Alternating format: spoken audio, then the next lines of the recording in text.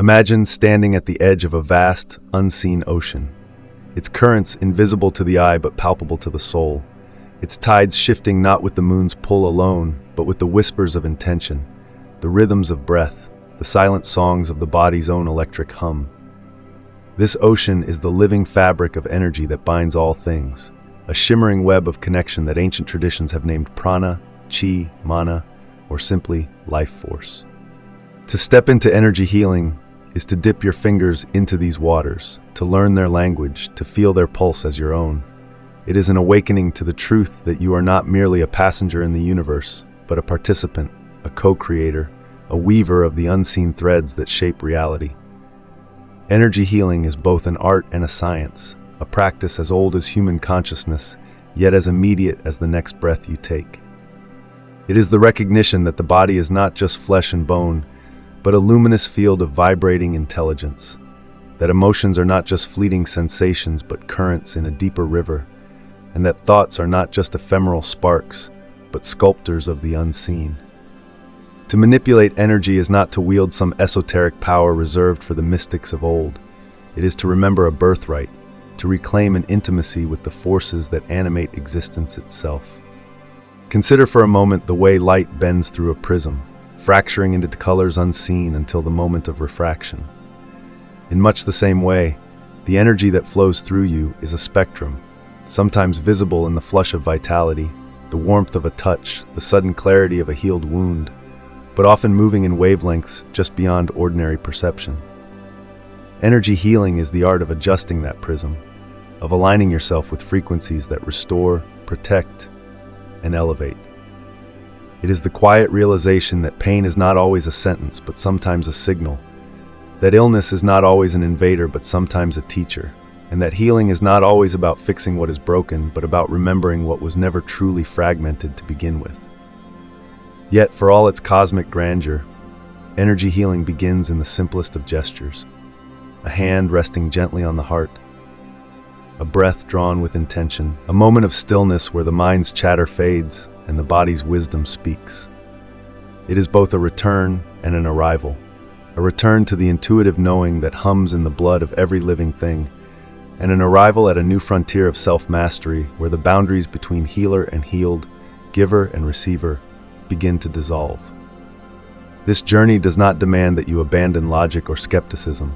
Rather, it invites you to expand them. Science itself is beginning to map what mystics have long described: the measurable biofields around the body, the electromagnetic pulses of the heart that extend far beyond the ribs, the ways in which focused intention can influence matter. Energy healing is not a departure from reason, but an extension of it, a bridge between the quantifiable and the experiential, between what can be proven and what can only be felt. To take your first steps in energy healing is to step into a story far larger than yourself, one where every act of healing ripples outward like a stone cast into a still pond. It is to join a lineage of seekers who have always known that the body is a temple, yes, but also a doorway, a portal to realms where time folds, where space contracts, where the self is revealed as both finite and infinite, a single note in a symphony that has no end. The path ahead is one of curiosity and courage, of trial and trust. It asks you to listen not just with your ears, but with your skin, your bones, your breath. It promises no instant miracles, but something far more profound. A gradual unfolding, a deepening intimacy with the invisible forces that shape your life, and the quiet, unshakable power that comes from knowing you are never truly separate from the energy that sustains all things. To understand energy healing is to step into a world where the seen and unseen dance in perpetual harmony, where the boundaries between matter and spirit blur like watercolors on wet paper. At its heart, this practice is built upon a few foundational truths, not rigid doctrines, but living principles that breathe through every tradition, every culture that has ever recognized the body as more than a mere machine. These are not concepts to be memorized so much as currents to be felt, rhythms to be attuned to, like learning the pulse of the ocean by wading deeper into its embrace. The first of these truths is the understanding that energy is the substrate of all existence. Just as the air is thick with radio waves, Wi-Fi signals, and unseen frequencies that carry voices across continents, so too is the body immersed in an energetic field that responds to thought, emotion, and intention. This is not metaphor but a subtle science, one that acknowledges the body's bioelectricity, the measurable charge of neurons firing, the heart's electromagnetic field that extends several feet beyond the physical form. Energy healing begins with the simple yet radical act of paying attention to this field, of sensing its fluctuations like a sailor reading the wind. Then there is the principle of resonance, the idea that energy moves in patterns, in waves that sync or clash, harmonize or disrupt. Picture two tuning forks. Strike one and the other, if attuned to the same frequency, begins to vibrate in response. In the same way, every emotion, every thought, every physical sensation carries its own vibrational signature. Fear hums at a different pitch than love. Stagnation vibrates differently than flow. Energy healing is, in many ways, the art of shifting these vibrations, not through force, but through the gentle recalibration of attention, breath, and touch. When a healer places their hands on or near a body, they are not imposing energy but inviting it to remember its own natural rhythm, like a musician guiding an instrument back into tune. Closely tied to this is the concept of blockage and flow. Ancient systems speak of meridians, nadis, or energy channels, pathways through which life force circulates, much like rivers nourishing a landscape. When these rivers run freely, vitality flourishes. When they dam up, discomfort or disease may follow. But a blockage is not a flaw. It is a signal, a message written in the body's own language. Pain, fatigue, or emotional stagnation are not enemies to be vanquished, but clues to be deciphered, pointing toward areas where energy has grown dense or stagnant. Healing then becomes a dialogue rather than a conquest, a collaboration with the body's innate intelligence. And then there is the most mysterious and personal of all these principles, the healer within.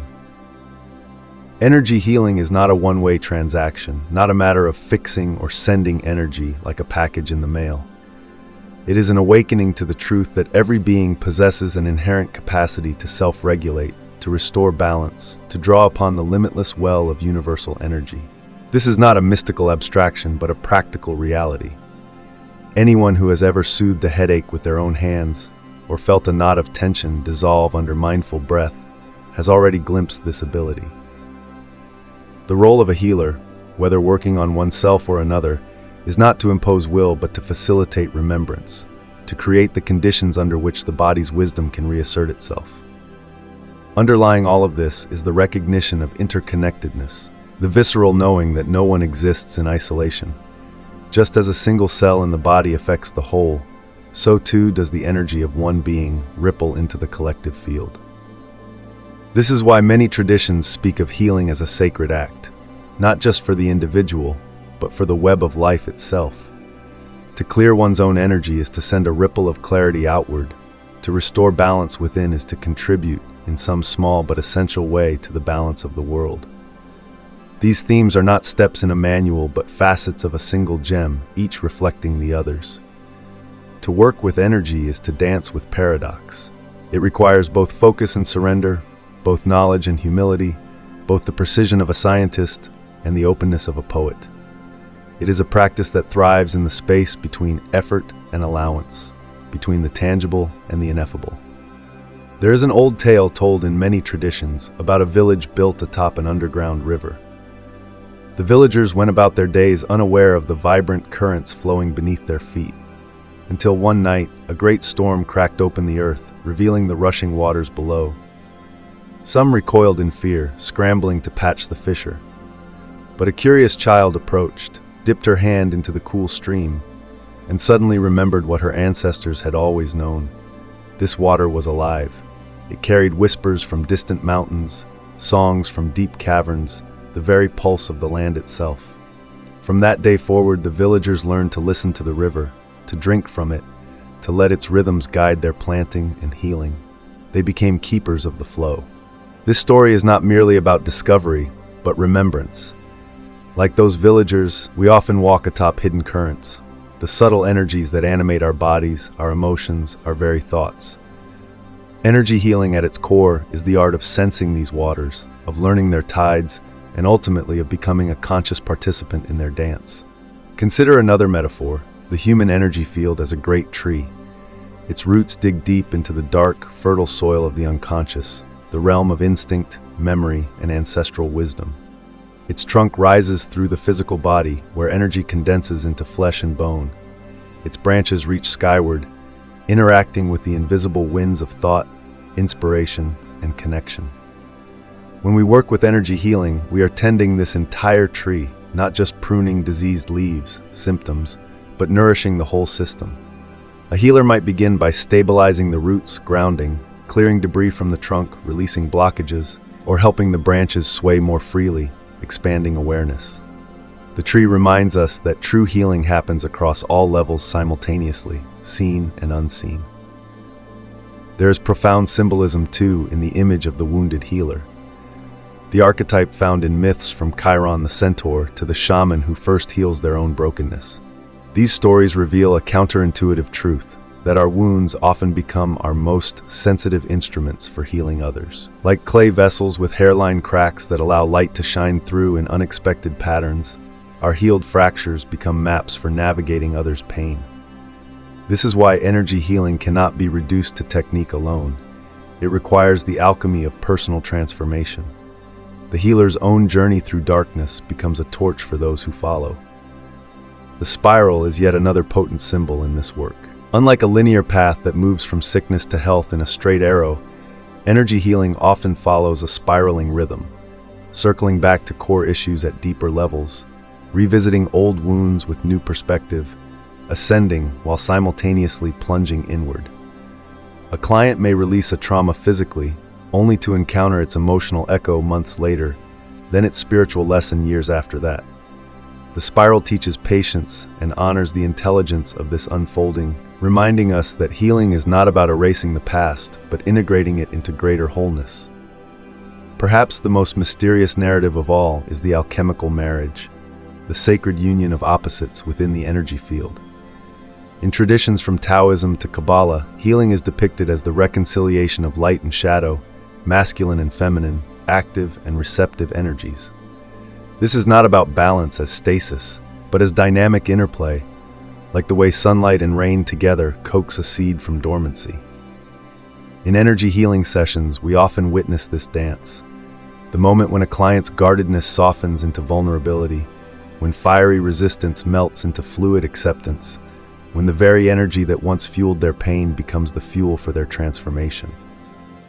These symbols are not mere poetic flourishes. They are living templates that shape actual healing experiences. When a practitioner visualizes light flowing through a client's body like a river, or imagines roots growing from their feet into the earth, they are engaging with ancient, cross-cultural codes that speak directly to the unconscious mind and the energy field. The symbols work because they are true, not in the literal sense, but in the way dreams are true, in the way myths carry meaning that bypasses rational thought to resonate in the bones. The most profound spiritual truths remain abstract until they take root in the soil of daily life. Energy healing is not meant to exist solely in dimly lit rooms filled with incense, nor is its wisdom confined to extraordinary moments of revelation. Its real magic unfolds in the ordinary, the way a mother's hands soothe her child's fevered brow, the way a deep breath before a difficult conversation shifts the entire tone of an interaction, the way a simple walk in the woods can untangle a mind knotted with anxiety. To integrate energy healing into your life is not to add another ritual to an overcrowded schedule, but to remember that every moment hums with the potential for conscious exchange with the invisible currents that shape our existence. Begin with the body, for it is the most immediate gateway. Place your palms over your closed eyes and notice the warmth radiating back at you. This is energy in its most tangible form. When you wake, before rising, take 3 breaths while imagining roots growing from your spine into the earth, drawing up stability. When stressed, press your thumb into the center of your palm, the ancient acupressure point known as Lao Gong, and feel the storm within begin to settle. These are not complex rituals, but simple acts of reunion with your own living field. The body does not need elaborate protocols to respond. It waits only for your attention to turn toward it with intention. Relationships, too, become fertile ground for practice. Every conversation is an energy exchange, sometimes uplifting, sometimes depleting. Notice how certain people leave you feeling lighter, as though they've handed you a cup of cool water, while others seem to pull at your reserves like thirsty vines. This is not judgment, but observation. With awareness, you can learn to set boundaries not just with words, but with energetic presence. Visualizing a golden light around yourself during challenging interactions, silently repeating a mantra of protection when negativity arises, or simply imagining exhaling any absorbed heaviness back into the earth to be recycled. The goal is not to armor yourself against life's friction, but to develop the discernment of a gardener, knowing what to water, what to prune, and what simply needs space to grow. Even physical spaces hold energy that can be consciously shaped. The corners of a room where arguments linger, the office chair that seems to amplify fatigue, the hospital bed that carries echoes of pain. These are not imaginary impressions, but accumulations of energy that sensitive individuals across cultures have acknowledged for millennia. The Filipino tradition of pagpag, shaking off heavy energy before re-entering one's home, the Native American use of smoke cleansing, the Himalayan practice of ringing bells to disperse stagnation, all point to the universal recognition that spaces hold memory. You need no special tools to shift this. Open windows to invite circulation, clap your hands in corners to break up stuck energy, or simply move furniture to redirect flow. Your home should be more than a shelter. It should be a living ally in your well-being. The workplace, often seen as the most sterile of environments, secretly thirsts for these principles.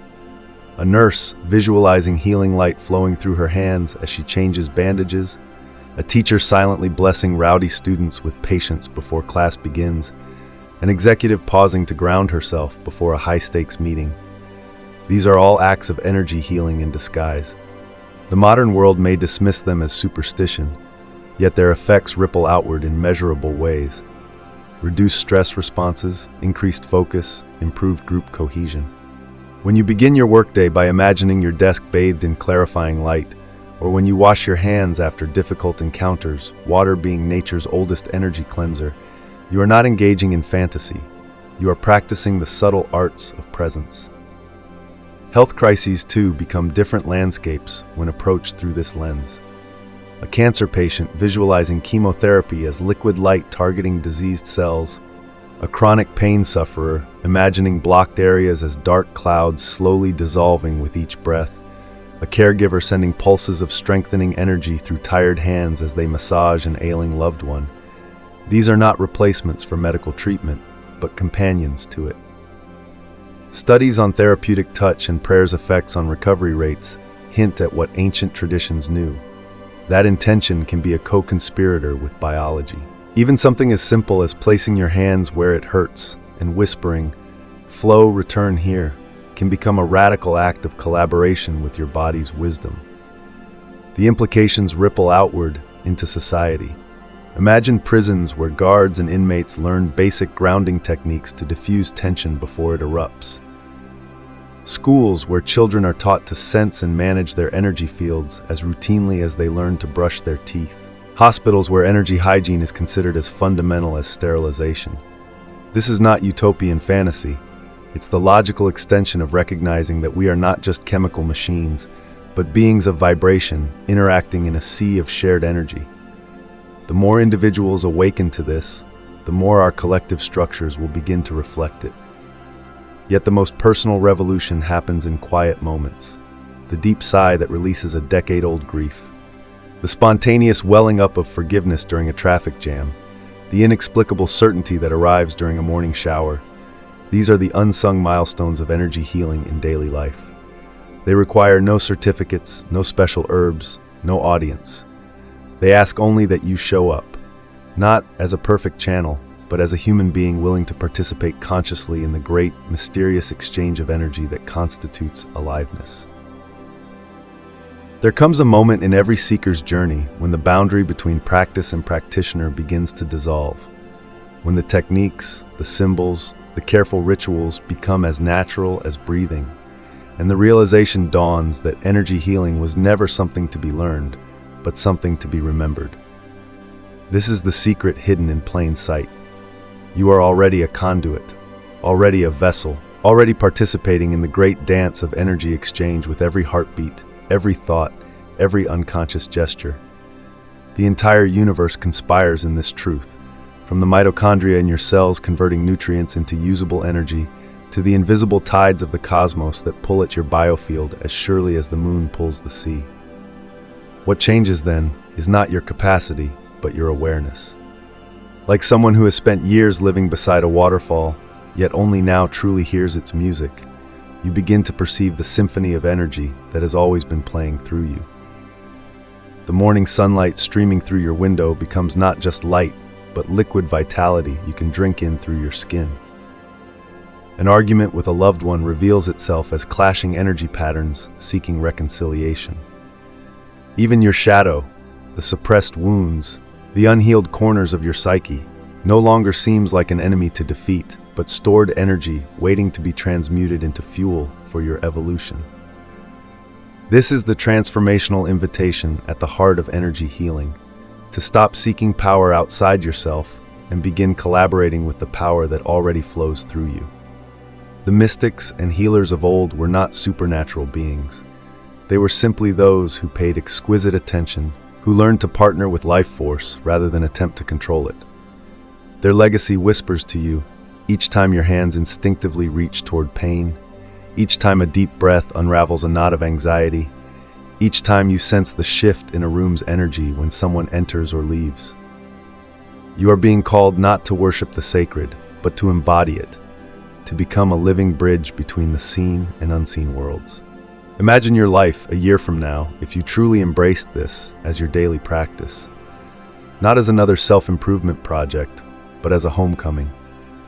Mornings might begin with 3 minutes of palm-to-heart connection instead of reaching for your phone. Commutes could transform into opportunities to visualize protective energy fields around fellow travelers. Bedtime might involve not just brushing your teeth, but brushing away the accumulated energies of the day with deliberate breath. None of this requires extra time, only shifted attention. The rituals are not the point. The awakened relationship with energy is. But the call goes beyond personal transformation.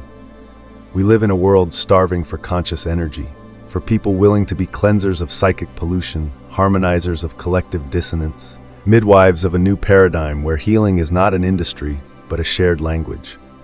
Every act of self-healing sends ripples into the morphic field of humanity. When you stabilize your own energy, you contribute unseen threads to the great web of interconnection. A society's healing begins not with grand proclamations, but with countless individuals choosing to become stewards of their own energy ecology. There will be days when this awareness flickers, when the noise of the world drowns out the subtler frequencies, when old habits of dissociation reassert themselves. This is not failure, but rhythm. The path of energy mastery is not linear, but spiralic, circling back to deepen the same lessons with each revolution. On those days when you feel disconnected, remember, energy work is happening through you, even when you're not consciously directing it. Your very longing to reconnect is proof of the connection. So let this be your starting line, not your finish. Let your hands remember their innate wisdom before your mind claims credit. Let your breath become your first and last healing tool. Let your life become an ongoing conversation with energy in all its forms, the fierce and the gentle, the shadowed and the luminous.